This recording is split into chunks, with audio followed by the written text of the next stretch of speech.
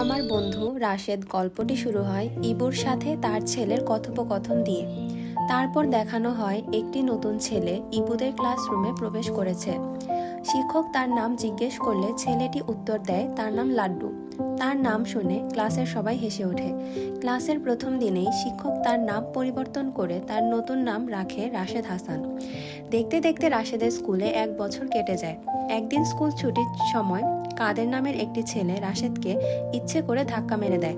তখন রাশেদ থেমে না থেকে মারামারি শুরু করে, তবে রাশেদই বেশি আহত হয়। বিষয়টি জানতে পেরে রাশেদের এলাকার বড় ভাই কাজু কাদেরের মাথা ন্যাড়া করে দেয়। মুভির এক পর্যায়ে দেখা যায় রাশেদ এবং তার বন্ধুরা ওষুধ দিয়ে গরিব মানুষদের সাহায্য করার কথা ভাবে। এরপরে দৃশ্যে দেখা যায় ইবু তার বন্ধুদের নিয়ে শফিক ভাইয়ের কাছে যায়। তিনি ইবুর এলাকার কাছের একজন বড় ভাই। সে প্রতিশ্রুতি দেয় তাদের সাহায্য করবে এবং শফিক ভাই তাদেরকে দেশের পরিস্থিতি নিয়ে জিজ্ঞেস করলে রাশেদ পাকিস্তানিদের নিয়ে একের পর এক বিভিন্ন তথ্য বলতে থাকে। শফিক রাশেদের রাজনৈতিক ব্যাপারে এত জ্ঞান দেখে অবাক হয়ে যায়। রাশেদ তখন বলে সে তার বাবার কাছ থেকে রাজনৈতিক বিষয় নিয়ে জানতে পারে। রাশেদের মশাল নিয়ে মিছিলে যোগদান করার বিষয়টিও ইবু উল্লেখ করে শফিকের কাছে।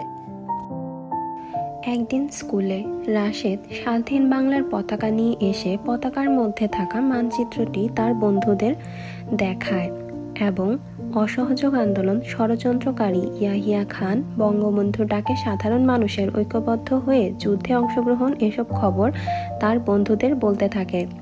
পাশাপাশি তারাও একজোট হয়ে দেশকে স্বাধীন করতে কাজ করবে তার প্রতিজ্ঞা নেয়।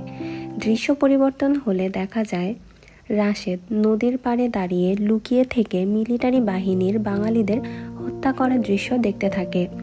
যুদ্ধে মিলিটারিরা প্রথমে হিন্দুদের টার্গেট করে মেরে ফেলত, তাই ইবুর এক হিন্দু প্রতিবেশী সবকিছু রেখে পালিয়ে যায়। এরপর ইবু অরু আপার চিঠি নিয়ে শফিক ভাইয়ের কাছে যায় এবং শফিক ভাইয়ের নতুন রূপ দেখে জানতে পারে সে মুক্তি বাহিনীতে যোগ দিয়েছে। এখন আশরাফ আলী নামে একজন রাজাকারকে দেখানো হয়, যার সাথে রাশেদ মজার ছলে বলে 2 জন রাজাকার আপনাকে ধরতে আসছে। এতে ভয় পেয়ে আশরাফ আলী জনসম্মুখে কাকুতি মিনতি করতে থাকে। পরে বুঝতে পারে ওরা কেউ মুক্তিবাহিনীর নয়। এতে সে খুবই অপমানিত বোধ করে। মিলিটারিরা রাশেদদের স্কুলে ক্যাম্প বানায় এবং ভাগ্যক্রমে রাশেদদের কাছেও স্কুলের নিখুঁত ম্যাপ থাকে, যা তারা মুক্তিবাহিনীর কাছে পৌঁছে দেয় এবং কাদেরকেও সেখান থেকে দেখতে পেয়ে আবেগে আপ্লুত হয়ে যায়। এরপর তারা মিলিটারিদের ফাঁকি দিয়ে অত্যন্ত সাহসিকতার সাথে তারা মুক্তিবাহিনীর কাছে গুলি পৌঁছে দেয়। ওই দিন রাতেই ক্যাম্পে আক্রমণ করার কথা ছিল, তবে মুক্তিবাহিনীর কয়েকজন সদস্যকে পাওয়া না যাওয়ায় রাশেদ ইবু শফিক ভাইয়ের সাথে যোগদান করে। এতে শফিক ভাই প্রথমে রাজি না হলে রাশেদের সাহসিকতা দেখে রাজি হয়। সেই দিন রাতেই মিলিটারিরা ক্যাম্প ছেড়ে পালিয়ে যায়, তবে শফিক ভাই হাতে গুলিবিদ্ধ হয়ে মিলিটারিদের কাছে ধরা পড়ে। পরে আশরাফ শহর জুড়ে মাইকিং করে শফিকের মুক্তিবাহিনীতে যোগদান হওয়ার শাস্তি হিসেবে ফাঁসি দেওয়া হবে। এরপর রাশেদ তার বন্ধুদের নিয়ে শফিক ভাইকে হাসপাতাল থেকে বের করার পরিকল্পনা করে। হাসপাতালের প্রধান ডাক্তারের সাহায্যে শফিকের অপারেশন শুরু করে। এতে তারা সফল হয়। তারা হাসপাতালে ঢুকে প্রথমে রাজাকার প্রহরীদের আটক করে এবং শফিক ভাইয়ের বেড এক রুম থেকে অন্য রুমে নিয়ে যায়। তারপর তাকে দাড়ি গোঁফ লাগিয়ে অন্য লোকের বেশে বের হয়ে যেতে বলে। একটি টলিকে সাজিয়ে হাসপাতাল থেকে বের হলে মিলিটারিরা মনে করে এখানে শফিক আছে। তারা তখন রাশেদের উপর গুলি বর্ষণ করে এবং তারাও মিলিটারিদের উপর পাল্টা গুলি বর্ষণ করে। এভাবেই তারা শফিক ভাইকে উদ্ধার করে। কিন্তু সবাই মনে করে মুক্তিবাহিনীর টিম স্কোয়াড নিয়ে শফিককে উদ্ধার করেছে।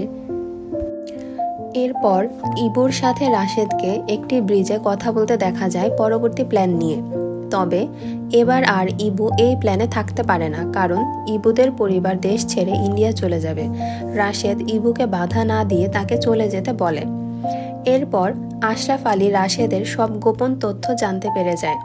আশরাফ আলী রাশেদের চোখ বেঁধে 2 হাত পেছনে বেঁধে নদীর পাড়ে দাঁড় করিয়ে রাখে। রাশেদকে পাকিস্তান জিন্দাবাদ বলতে বললে সে জবাব দেয় জয় বাংলা। কয়েকবার বলার পরও রাশেদ একই উত্তর দেয়। আশরাফ রাশেদের জেদ দেখে ওর পায়ে গুলি করে আবার বলতে বলে পাকিস্তান জিন্দাবাদ, কিন্তু রাশেদ বলে জয় বাংলা। রাশেদ মাটিতে লুটিয়ে পড়ে এবং তার চোখের বাঁধন খোলার জন্য বলতে থাকে। রাশেদ শেষবারের মতো দেখতে চায় এখন দিন না রাত। তবে আশরাফ আলী নির্মমতার পরিচয় দিয়ে রাশেদের বুকে গুলি করে এবং রাশেদ শেষ নিঃশ্বাস ত্যাগ করে। এর পরের দৃশ্যে দেখা যায় ইবু আনমনে রাশেদের সাথে কথা বলছে এবং তার ছেলের নামও যে রাশেদ রেখেছে সেই কথাও বলে। পাশাপাশি তার ছেলেকে রাশেদের মতো গড়ে তোলার ইচ্ছা প্রকাশ করে। কিছুক্ষণ পর ইবু তার ছেলের ডাকে ভ্রম থেকে বের হয়ে আসে।